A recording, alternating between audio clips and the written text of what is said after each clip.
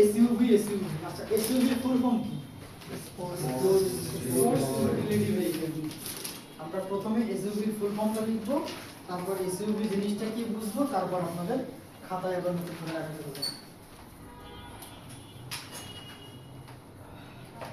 SUV sports utility vehicle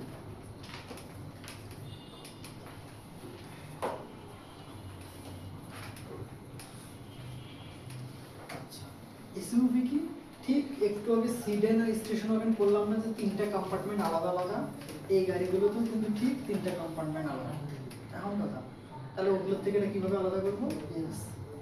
large tyre ওর তুলনায় এর tyre size বড় হবে কেমন এর টায়ার সাইজ মিনিমাম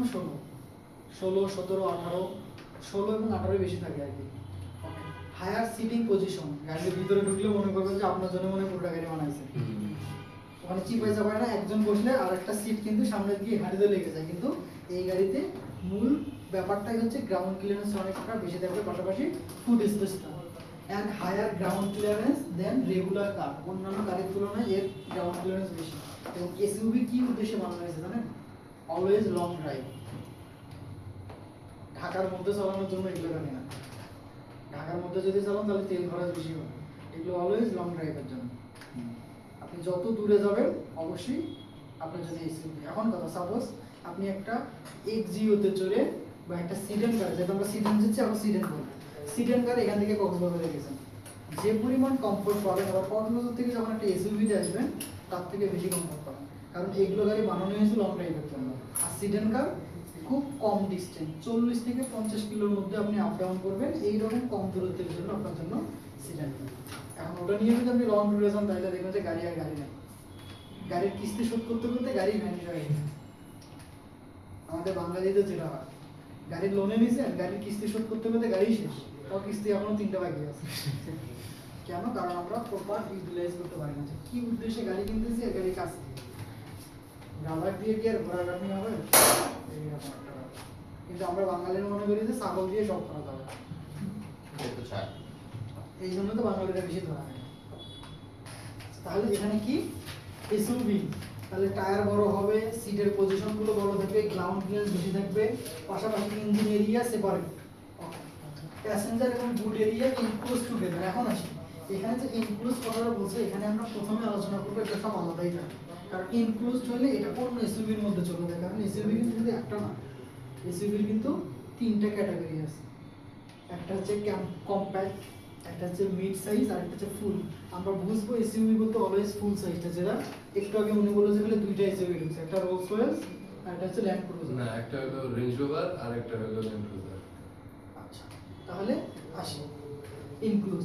দেয়ার আইদার ইকুইপ দেখেন এখানে কিন্তু 4 হুইল ড্রাইভ কথাটা আছে এর আগে আমরা 4 হুইল পাইছি না এর আগে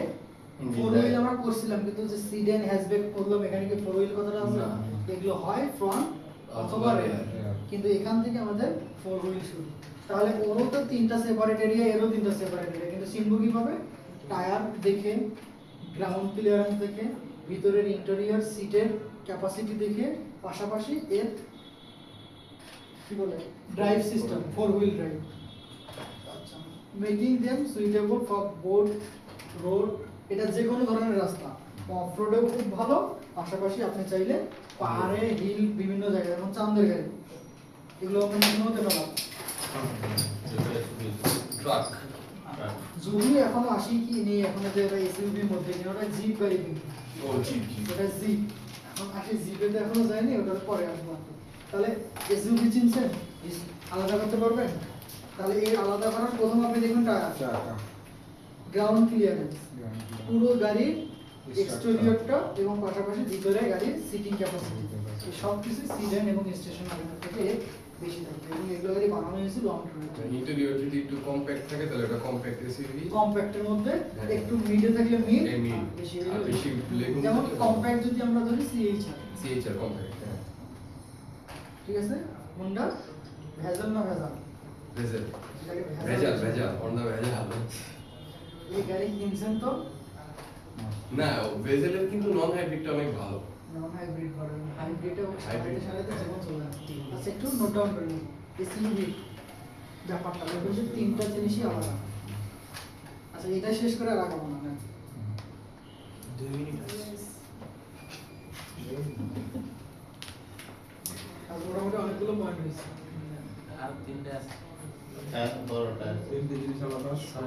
তিনটে জিনিস আলাদা থাকবে পাশাপাশি, tyre size,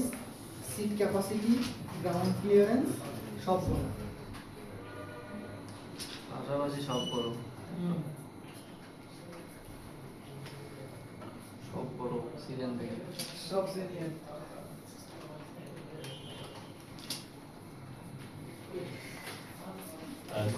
ground clearance,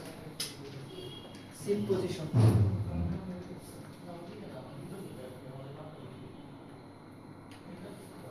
seat position,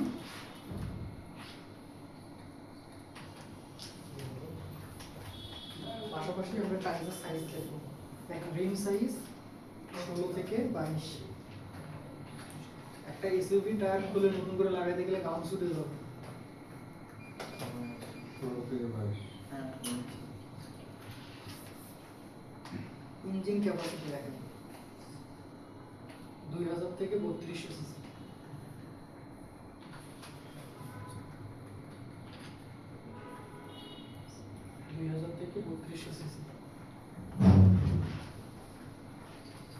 seat capacity 7 seat হয়ে থাকে এগুলো, 7-এর বেশি না, 5, 6, 7 এরকম হয়।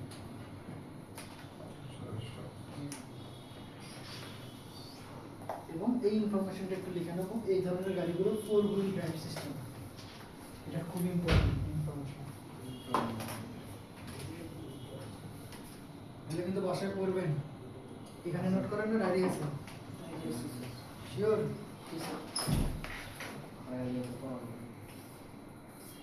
বাসায় গিয়ে আগে পড়বেন,